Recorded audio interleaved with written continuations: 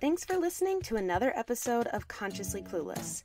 I'm your host, Carly, and I'll be your guide on this journey from consciousness to cluelessness and back around again. Today on the podcast, I get to talk to Clare Mann again.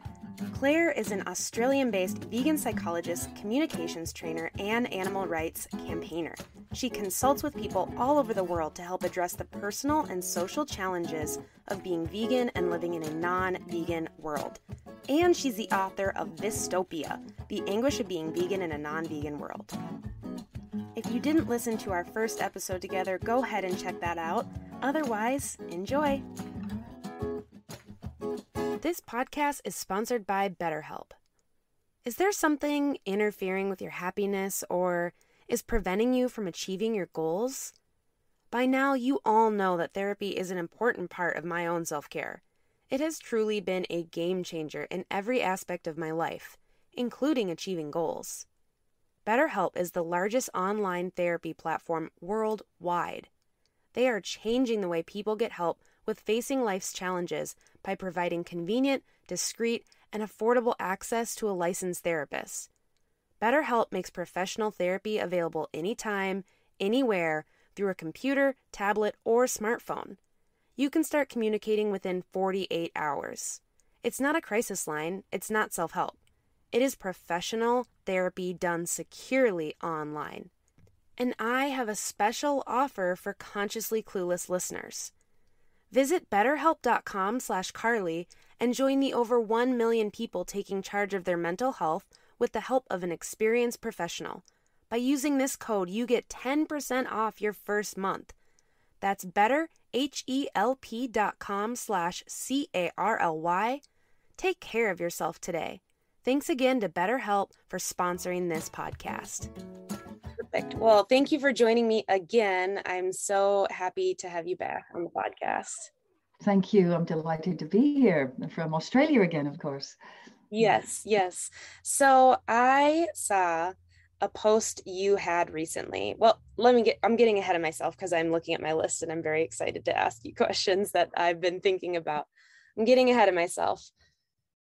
I've been asking everybody at the beginning of the podcast, and maybe because you've been on before, I was like, oh, we've been there, where they are feeling in this moment from the scale of clueless to conscious, because the podcast is Consciously Clueless, and recognizing that it's that pendulum swing, especially in the last few years. So before I get ahead of myself, trying to practice what I preach and slow down here a little bit, where are you on the scale from clueless to conscious right in this moment? Well, I'm definitely at the conscious end, very much so. Mm-hmm. With all the challenges that are going on in the world, I think we have a great opportunity here to truly, for vegans to expand their consciousness to include humans and non-vegans, and for non-vegans to include the animal kingdom and planet. I think people are starting to see what is happening in our world.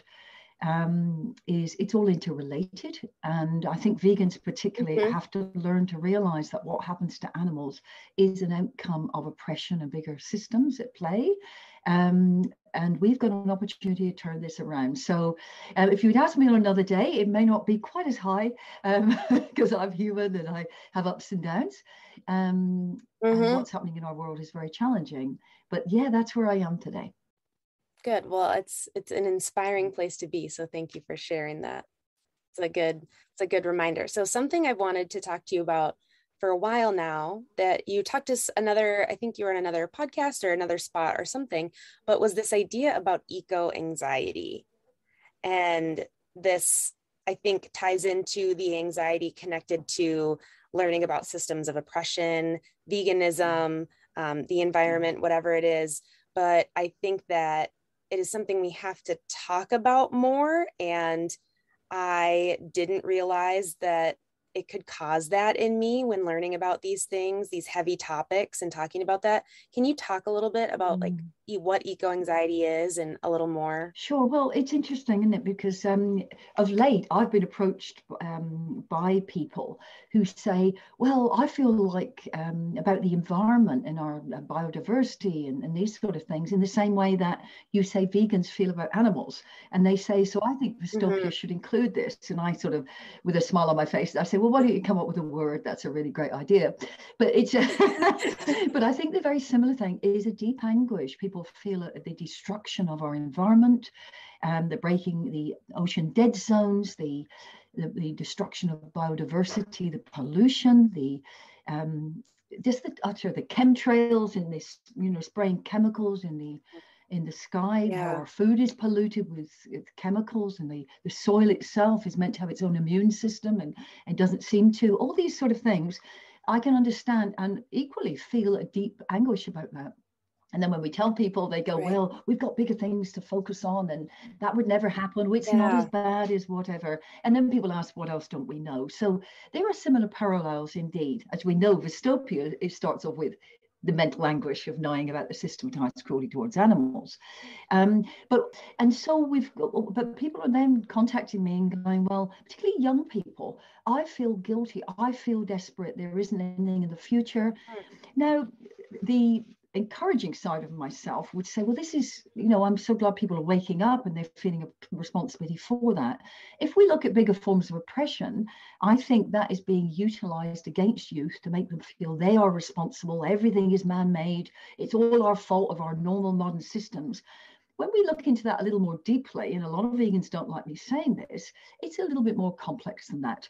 That actually man-made climate change isn't quite as influential, it would seem, than actually people consider it to be. When we start unpacking and we talk to scientists around this area, it seems to be that the records to look at temperature changes, for instance, only go back probably 100 years. If we go back even 150 years, we find that actually what is happening in our world is not unusual. Now, that is really an inconvenient truth, because wouldn't it be nice if it was all directly related and we could just change our behavior and get with the program? I think there are much bigger systems of oppression well beyond our governments that actually are pushing this. No, it doesn't. So I never use the word climate change. I use the word environmental destruction, ocean dead zones, which is absolutely, as we know, that is clearly having an effect on our weather patterns. But it's not, we're driving a guzzling car and that affects things, and therefore nothing else sort of matters. But I'm not an expert on this. It's not an area I've looked, would be able to quote off the top of my head. But when you have scientists challenging, like that hockey stick sort of graph sort of thing of how the temperatures go up. The person who came up with that has been asked to go to court many times to show his original data, and he can't do it. Now, that makes me ask, what else don't we know? So it doesn't, so that's kind of scary. But this is all, as we know, everything is censored these days if it doesn't fit a narrative. Not because well-concerned people like you and I are concerned about it. It's keeping a narrative that is keeping people controlled, and there's a bigger play at hand. So I prefer to say destruction, because clearly when we look around, we are destroying our environment and our animal life, our bird life, our pollution systems. But it's not necessarily that directly this is because of climate change. That's really interesting. And my first reaction when you shared, I didn't realize that the guy, the hockey stick guy, show his name. I was like, the hockey stick guy, the hockey stick guy, that he can't show his original data. I didn't know that. And that almost gave me anxiety in and of itself for a second there, because I'm like, well, I've based so many arguments off of this as an activist. So how do you kind of reconcile that, or look for the information that's still showing from and not being funded by other places, right? Still showing what's happening scientifically to the world. Absolutely. That's right. Well, and I think, number one, if we go back over history, climate change, it used to be global warming. And then, if you actually do a little bit of unpacking, the marketing wasn't working as well. Climate change. Now even in the environment hates us, Carly. therefore we're horrible people, which is actually not true. Right. It's like saying, oh my gosh, we're going to wear factor 50 sun guard. Suddenly in Yeah. 1960 or 70, the sun hated Australians. It's burning everybody. But when you actually look at an original topic in the Lancet, it said one of the biggest cause of, and I haven't got this to quote in front of me, but I know it exists because I've seen it directly in the medical journal, is the biggest cause of skin cancer is sun lotion. Now that is kind of terrifying. So, and yet we've got this whole thing that it will, and now obviously if you stand out in the sun and you get burnt, it's going to cause a change in the cells of the skin. It will cause, for some Right. people, particularly if you use a lot of it, there will be, have a lot of unprotected sun in high areas. You will maybe have certain growths and things happen. But the biggest cause, and that's actually a medical journal, but that just gets swept under the carpet.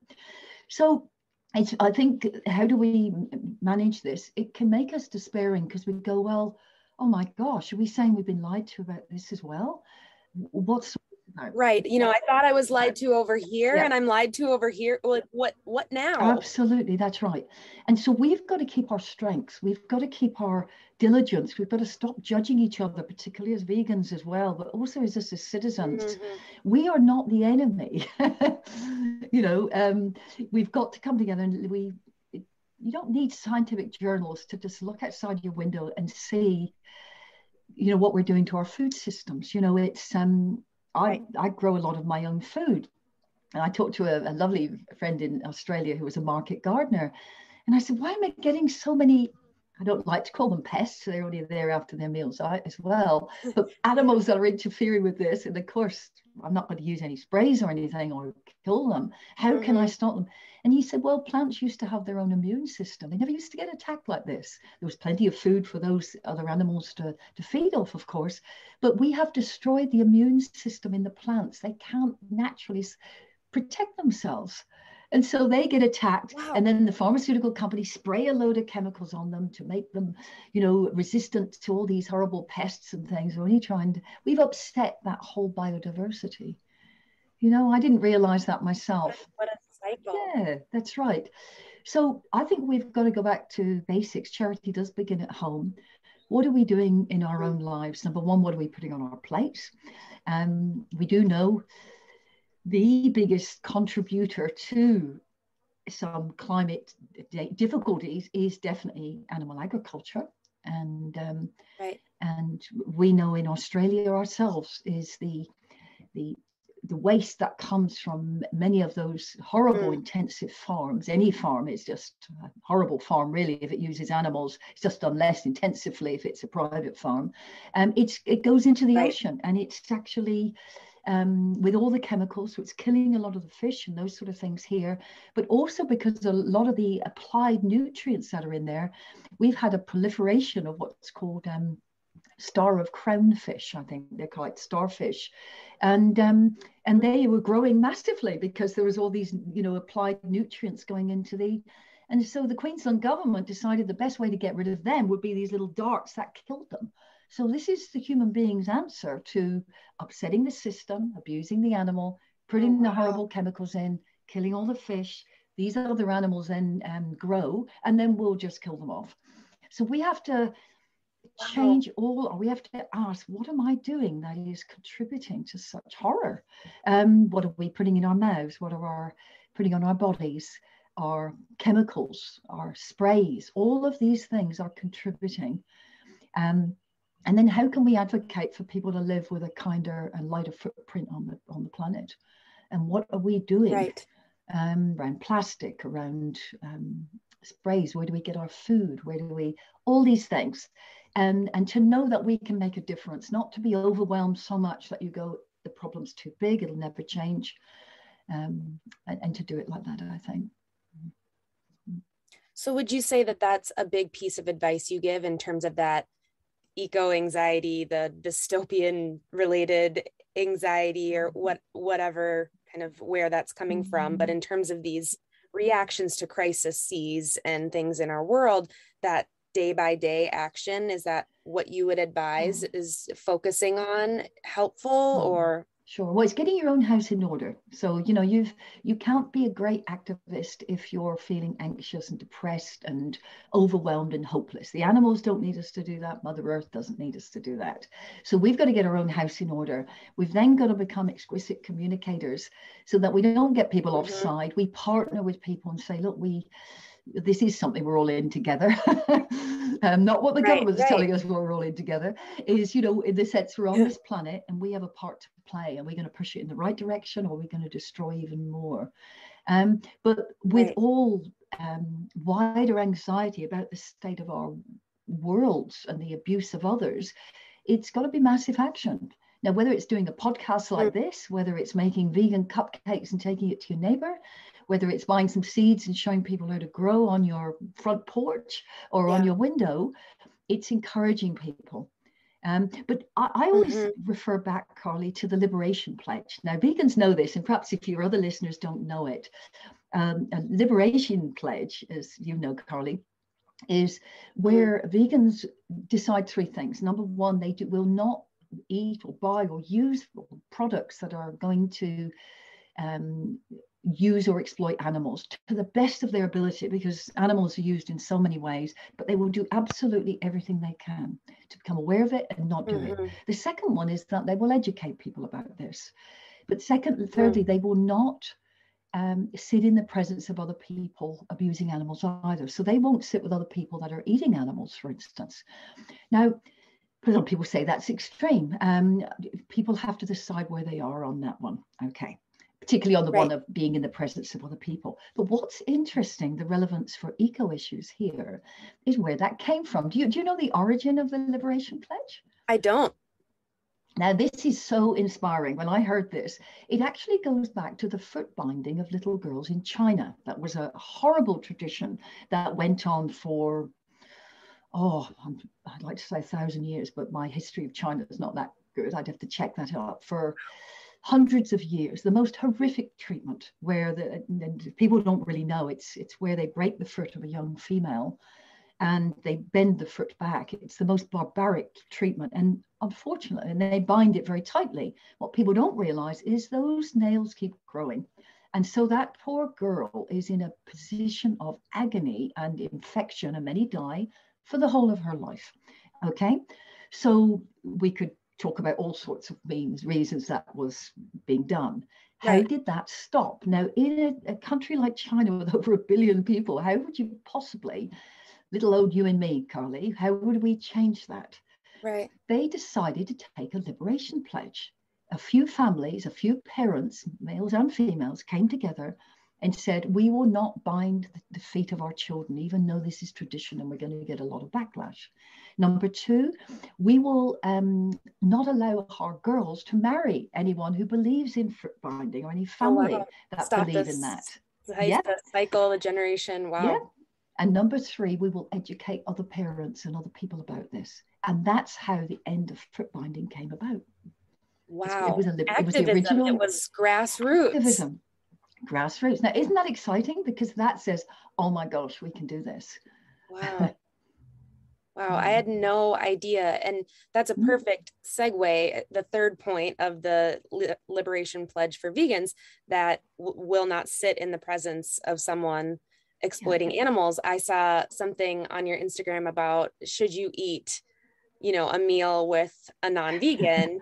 And I think it is so good to keep having those conversations. And something you said in the beginning was about, we have this moment to do something with here in our world. And that you said something about the idea that vegans can learn to include non-vegans more. Can you talk a little bit more about that and that kind of concept? Yeah, absolutely. Well, we hear so many vegans, don't we, say, and when we talk about vegans, as you know, it's people that have been traumatized and distressed about the vile abuse of animals. Okay, I'm going to call it a Holocaust because it is a Holocaust. I know that's a politically sensitive word. However, what people don't know is the word Holocaust was originally applied to the abuse of animals, not the abuse of people. And yet people say, oh my gosh, you know, I'm Jewish. I've got Jewish friends myself. I also have friends of all types, you know, in flavors and varieties, including English ones, which are a little concerning. I come from England. And that's so interesting. The origin of that is that's right. The origin of language is so interesting. I think I still have a hitch about wanting to honor the event for what it is, but knowing the origin of language is so important, and we often don't get that. We don't get it. That's right. But also when we separate and go, oh, I can't mention the abuse of women because that upsets that group or this group or whatever, I think we're being played against each other when we do that. All suffering is bad. You know, not all suffering, I won't say that, because I think for us to suffer unnecessarily or to impose violence on others or oppression is wrong. Right. But it doesn't mean that because your suffering is bigger than mine, sort of thing, and that by mentioning this, I actually disrespect yours. I think we're actually moving, you know, we're saying, well, animals suffer more than humans, because vegans do this. They say, well, I don't like humans. I'm misanthropic. I don't like this word, but I hate humans, they say. You know, that's not vegan, guys. We're animals too. And I can understand the sentiment, though, because you think, why are people so horrible? Why are they so, they like their tasty food and whatever? It's because they've been duped into being in a trance, most people. There are people that don't care. Of course there are. But most people are so, they start to feel the shame of what that is. And oh my gosh, I'm part of this. Oh no, it can't be. This is just to be a few bad apples. Because the horror, as you and I know, is so great. Right. And so I think, but I did a series of webinars called Second Stage of Vystopia, What Else Don't We Know? And I did a great webinar. You can actually get it on the veganpsychologist.com, but with Mark Donadue, the former, or not the former, the founder of World Vegan Day Melbourne, one of the biggest festivals in the world. He's going to be on the podcast soon. Is he? Oh, great. Yes, I think I recommended him. Thank you for that connection. You are in for a treat, because his knowledge of this is phenomenal. If he pulls together all those issues, do ask him the really big questions. He's a walking encyclopedia and a dear friend of mine. Good, I can't wait. Absolutely. And we connected with Derek Brose. Now, Derek Brose is a vegan who set up something called the Conscious Resistance. Go and have a look at that. The whole principle of agorism, the non-initiation of violence, is the philosophy he talks about. And we did a webinar called Expanding Our View and Perception of Veganism to Include Humans. And it talked about this need for vegans to embrace the non-vegans. And, you know, there's people are doing great things out there. They're concerned about their neighbors and this, you know, war situations and people that are oppressed in the environment. They just haven't expanded that to include animals. Right. And if they don't know, to a large extent, we think, well, they should know. But you ask the average person what a vegan is, and they'll talk about a fussy vegetarian diet. And it's not, as you know, it's a philosophy. So I think we've got a time in our history to change this, to truly talk about all exploitation and abuse and suffering unnecessarily is wrong, and start to expand that in its widest sense. It's interesting. I'm glad you've made me pause and think about things, and the scale from clueless to conscious, back and forth. I've used that argument before with other things about how groups are pitted against each other in terms of we talk about the working class in our country. The working class and people of color were pitted against each other with immigration and all these things. And I never thought about how those issues, even within the vegan movement or vegans versus other types of activism being pitted against each other, isn't moving the needle either. That's true. Absolutely. And it's an interesting comparison for my brain to make. It makes sense to me. Yes. Yeah. Well done for your open-mindedness to, you know, I think if we're open to things and go, well, that's interesting, you know, Claire, you know, I like you. Maybe there's something you know that I don't. Tell me more. And likewise, if you were to say something completely left of field to me, you know, it's upon me to go, well, that doesn't seem right. It's so what do you know, Carly? You know, you're a reasonable person. I respect what you're doing. What do you know that I don't? Right. Now, if we could all adopt that curiosity from clueless to conscious. Right. it'd go, well, okay, help me out here. Maybe I'm just going to have my eyes open. But I think the anxiety is so great for people these days, this free floating anxiety that they latch onto it. Oh, this is the answer. And then when someone throws the curveball, they don't want to sit with the unknowing. Well, one of the best things we can learn is to learn to live with uncertainty, because that's certainly an existential reality of, there's no insurance policy on life. But we can develop an insurance policy that says we'll deal with whatever comes along if we develop those internal resources. Right. And I think that it's so easy for someone who, if you've been vegan and you feel like you're kind of woke to what's going on in the world, you're like, I get it. I'm totally, the veil is lifted. I see it. I understand. It can be even more dangerous sometimes, I think, for people like that to think that they've figured it all out. And then they are done with their growing. This podcast is sponsored by TerraSeed. TerraSeed is on a mission to disrupt the vitamin industry, empower vegans, and reduce plastic waste in the world. They put everything plant-based people struggle to get in an all-inclusive, vegan, compostable package multivitamin that replenishes them and our planet every single day. Seriously, y'all, win, win, win. Even if you're not vegan, this vitamin will help you get those key nutrients that you need. I am so excited to share a discount code for your first purchase. Use code CARLY50 at checkout to get 50% off. Again, that's CARLY50 for 50% off your first purchase at terraseed.com. Don't forget this code so they know I sent you. This podcast is supported by showThanks. Thinks are washable, reusable period underwear. They look and feel just like normal underwear, but better.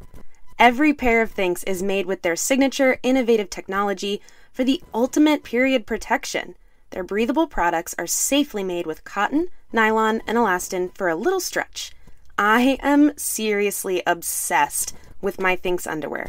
They have changed my periods. Try them yourself or get someone the best gift ever with a sweet little discount code. Go to shewthinks.com/Carly for $10 off your order today. Again, that's shewthinks.com/CARLY for $10 off your order. Try Thinks today. Absolutely. Now I'm going to pick you up on this and you're going to go, oh no, she's going to say something else. It's people that are awake, that are actually able to see. That's another word that has been used deliberately to try and categorize people as being woke or unwoke, and not by awakened people, by, it became very prevalent during the US presidential elections. It's amazing how all that stopped when the new guy came in. Isn't that amazing? All those protests, all that. Isn't that strange? Now, when we actually go back a little bit further, we find that behind some of these protests and behind these things are the same players that have been around for decades, that actually just moved from conservative to Democrat, Democrat to conservative, that are just using this as in a puppetry in many ways. So I wouldn't use the word woke. It makes me go, oh dear. I like the word awakened.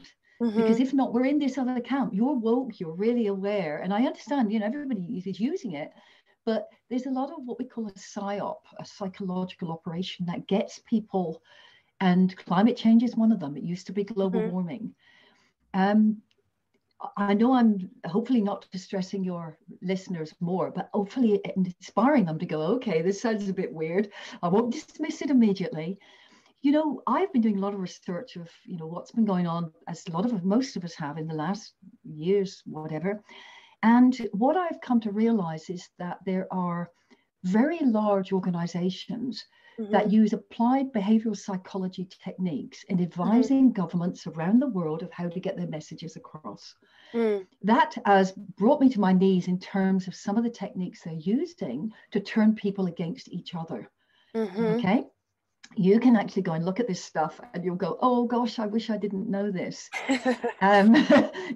Just the Well, one phrase I read in it, and it was actually it was advisors to the British government about what is happening in our world at the moment and polarizing people in terms of decisions around health and, you know, freedoms and whatever. Right, right. And a phrase was in there that said, we will apply neurolinguistic program processes to get people to think differently. And if you look at leaders around the world, they all use the same words. We are all in this together. You know, it's all these sort of, they all come out at the same time. Now, they're either having this great big meeting and they're all sort of by coincidence doing it. But in this report, it said, we'll apply those principles, but governments have to be very careful, because if they do it too quickly, the polarization and turning against each other will turn to violence against citizen. They actually have this in the reports advising governments. Now, that doesn't seem, you know, very progressive to me. It also seems that, you know, we've really got to come together and realize there are bigger forces trying to turn us against each other. We need to come together, not polarize and diversify. No one has all the information. This sets your Vystopia on an upward trajectory. Had to lie down after this talk. Well, I'm thinking about, one, thank you for the information on the word woke. I've never heard any of that before, so that's really interesting, and I'm intrigued to look more into that.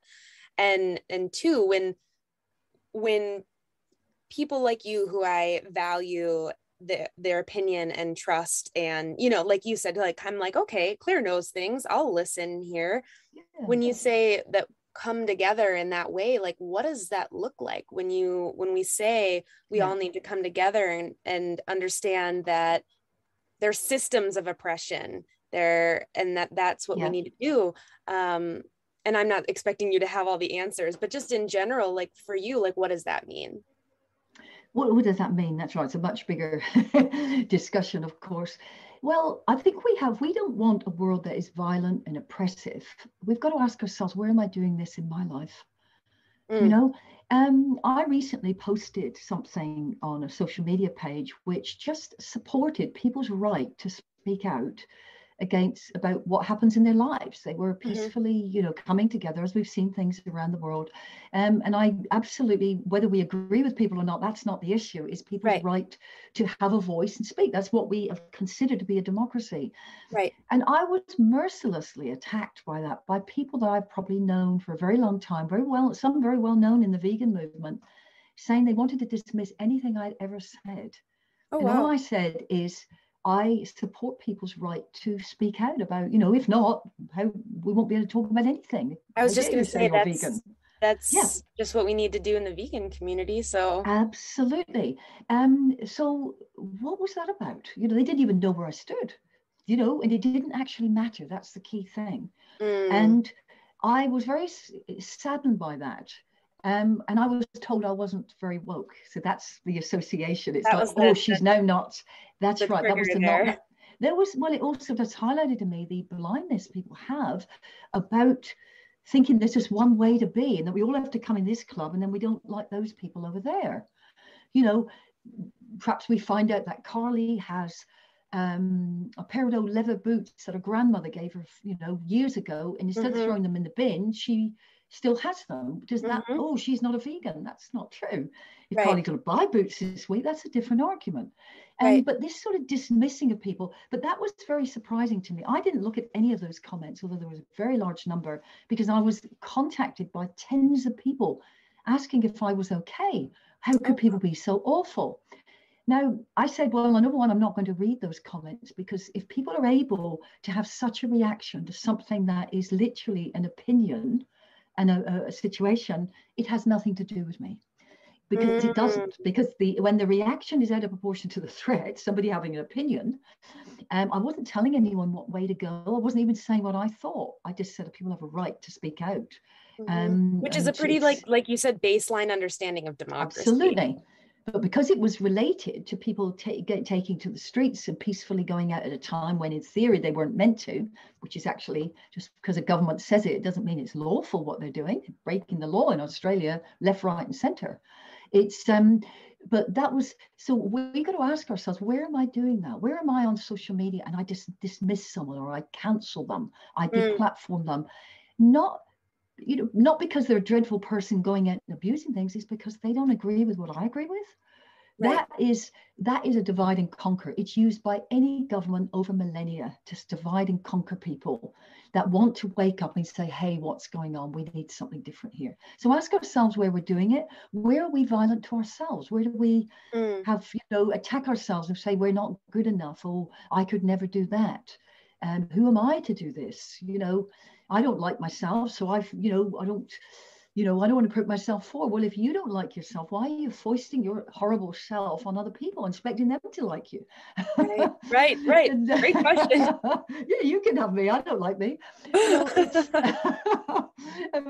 but this is really important. So what as is without in is without. So if we have nasty, horrible, violent thoughts towards ourselves or to others or to the horrible carnage neighbor next door that we're not working through and realizing it's our despair and our upset, and we need to do something with that, then we are contributing to this unconscious world.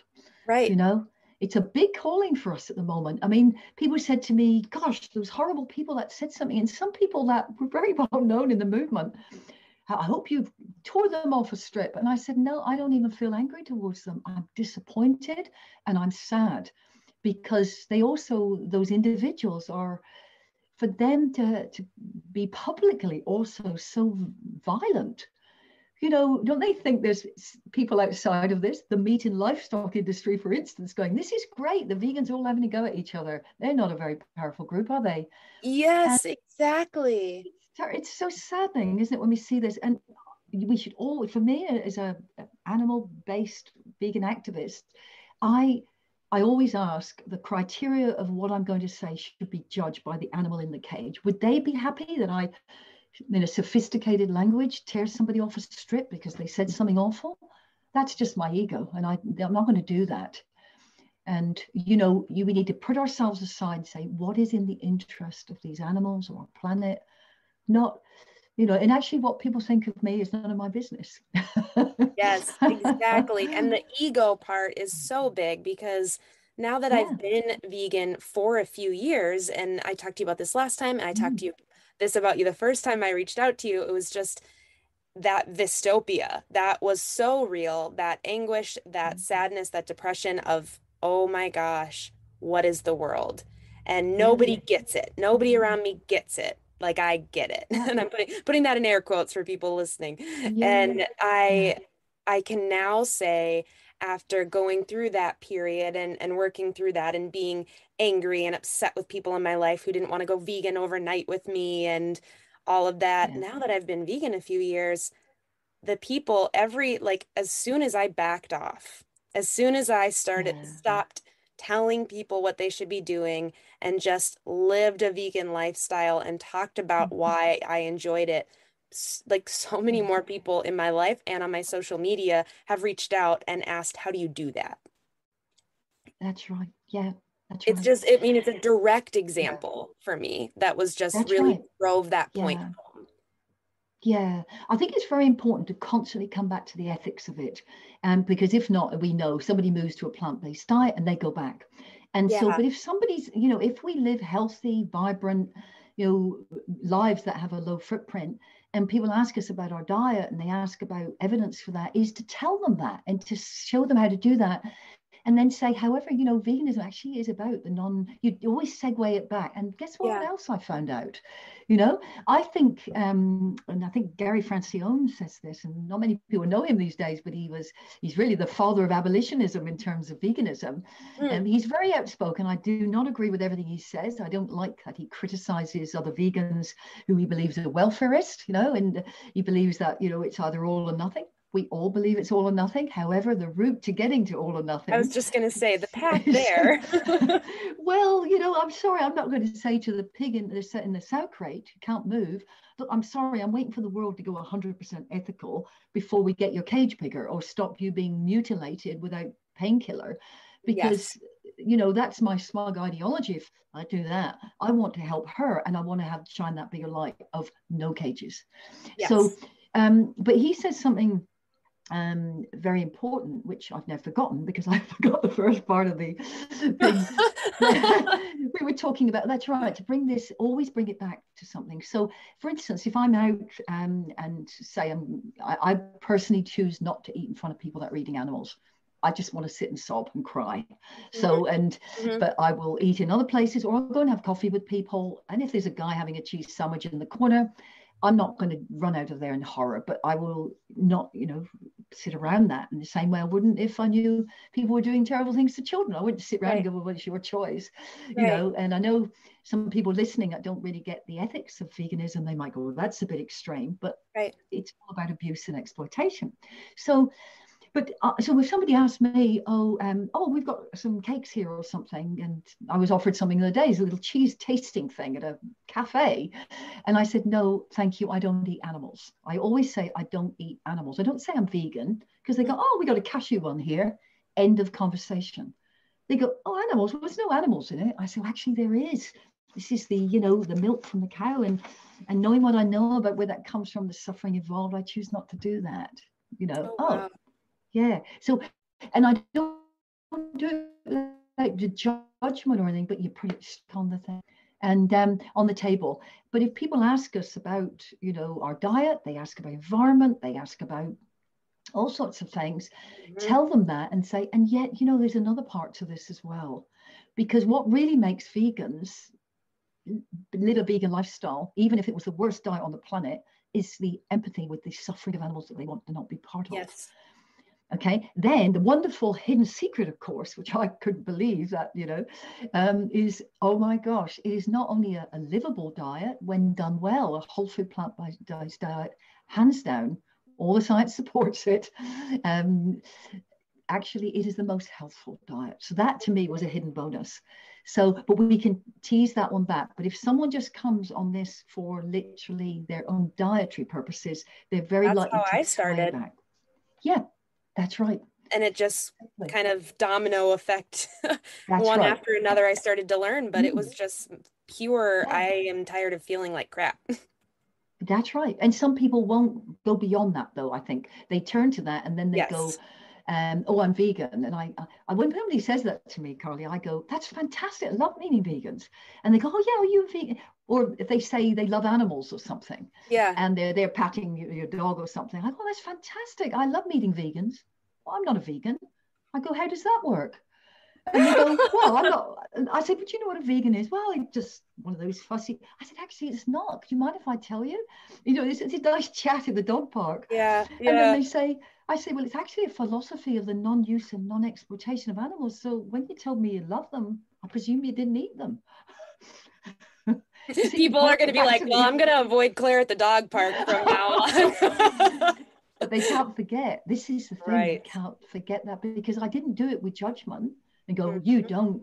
I could see you eating a McDonald's. You don't love animals. You only love dogs and cats. They're going to go, where are you coming from? Because they do love animals. They just, so many young people, children, young people have never seen a farmed animal. They never see a cow or a pig or a chicken. I've even had a 12-year-old in Australia once asked me when they saw a cube of truth I was holding, is that where beef comes from? They actually didn't know, because, that's kind of concerning. Right, because you package it like it's a product and not an animal. And why would you know where it comes from? That's right. Absolutely. So given everything we just talked about, which is so good, I always just feel like I have so many like little golden nuggets of information I pull when we chat or when I read anything you've written. So I always appreciate that so much. How do you stay inspired to keep doing this work despite the last 45 minutes of hard things we've talked about? Absolutely. Well, I have to practice what I preach. It's putting in good systems of having a good life, a wholesome life, having systems and routines. So I've done yoga for over 40 years. I don't go to classes anymore, but I do that several times a week. I meditate, have a whole food plant-based diet. I garden. I could even show, I'm looking to the left of me at the moment because I can see a lot of tomato seedlings on this table. I'm very keen. I can show your listeners if you like. Oh I'll my show your gosh. audio ones that might see it on video. It's Yes. gardening. I walk out in the country with my dogs. I have good friendships. After a certain time at night, I will not watch anything that's really challenging because, you know, I have good sleep. And, you know, I take action each day. I say, and I constantly have the conversations. And how can I be an instrument for change? So, you know, I watch movies. I don't have a television. Get rid of your television, everybody. This is the worst thing you can have. There's a reason it's called a program. Yeah.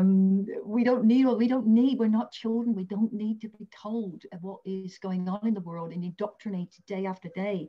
We are able to research and look at that and look at wide areas of information and to watch all sorts of series and all sorts of movies and all sorts of things to actually without all the adverts and Yes. without all the doom and gloom.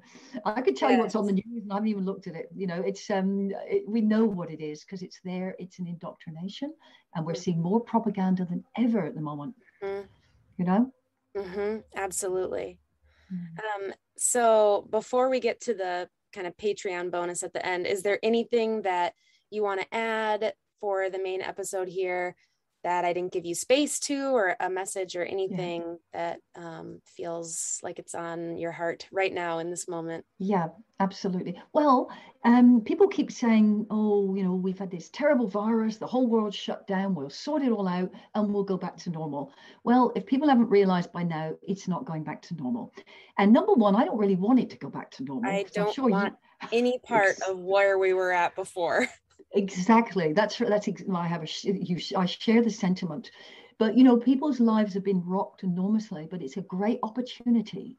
We have a 0.00001% of an example of what it's like to have our power totally taken away, to be totally incarcerated, to have medical interventions done without our permission, to have our children taken away, to, you know, and this is starting to happen around the world. People's children are being taken away.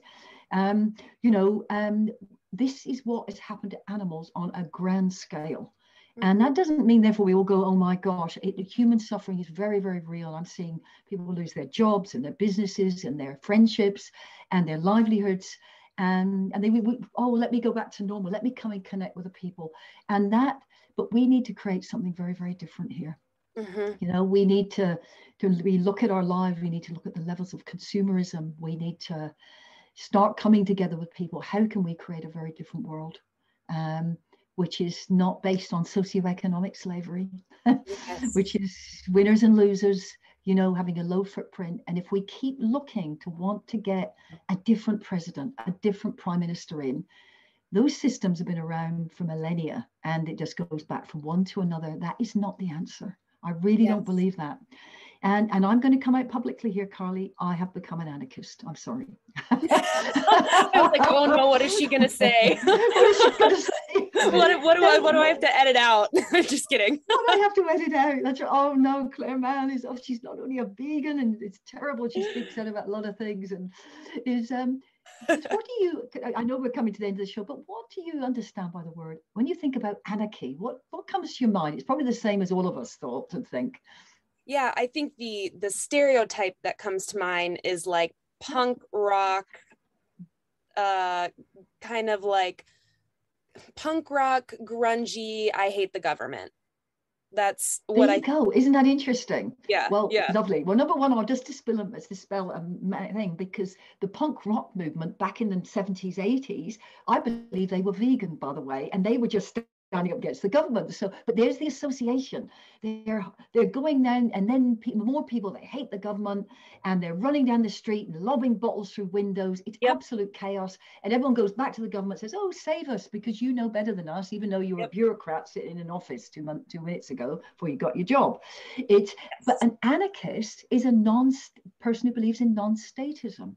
Now, can we honestly look around and see any government that has ever done what they said they were going to do, that doesn't, you know, promises things, not in your lifetime, you're not going to see it either, and we've never seen it, you know, but people go, oh, well, that's just how it is. We vote that person in, they promised to do that, but they didn't.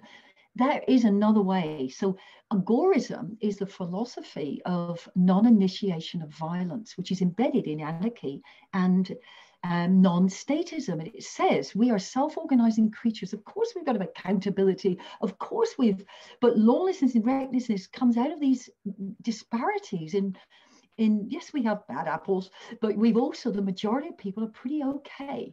Yeah. So I'm very interested in agorism. I have a new website coming out called Agorist Psychology soon, because I'm excited I think by this.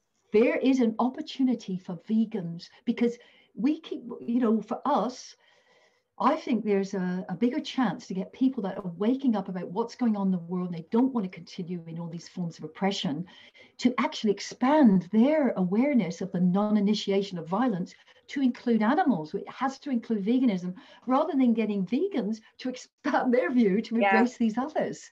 And so I'm going to focus a lot on agorism and speaking to the non-vegan world more.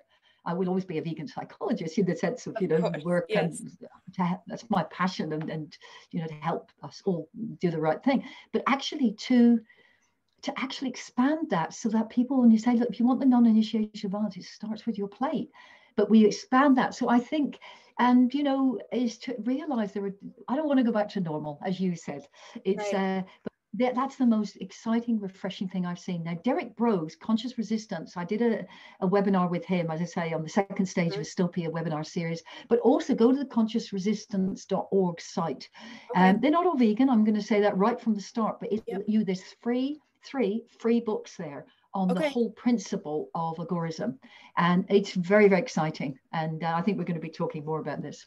Yeah, it's really interesting, and I look forward to looking that up. Where can people get a hold of you if they want to follow along or get in touch or anything? Yeah, absolutely. Well, it's veganpsychologist.com. There's lots of freebies on there. There's a 30-day Vegan Voices series, 30 days of individual videos on how to talk about veganism. In fact, there's a new book coming out. I've gone through it, the 30 days. Yeah. It was so helpful Yeah. when I became vegan on my phone once a day. I just got this little nugget of information that felt like I was ready to have that conversation. So good. Cannot recommend it enough. That's fantastic. Yeah, but however, I've just seen there's a new book coming out with Ingrid Newkirk in it called Vegan Voices. I don't think she knows there's a Vegan Voices training course, but that's fine. Where it's as long as she doesn't come along and say, "Hey, why have you called it that?" I say, "Well, it's been called that for a very long time." Yeah, but great. We are Vegan Voices, which is great. But that's a new book coming out, which I suggest people go and have a look at as well. It's not my book,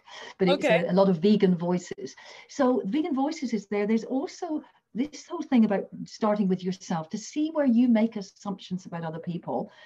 Again, on the veganpsychologist.com, you can find it under resources and things, or else do a /myths. And there's a 4-part myths, quite challenging or unquestioned assumptions course there, which people can look at.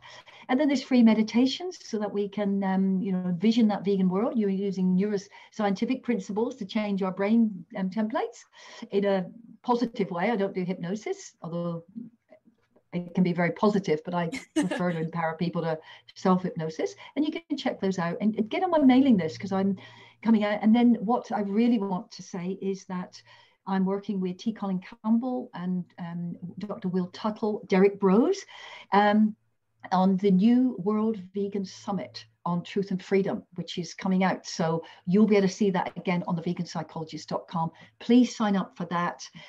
Really looking at how we can shift this to not go back to normal, but to create a new world.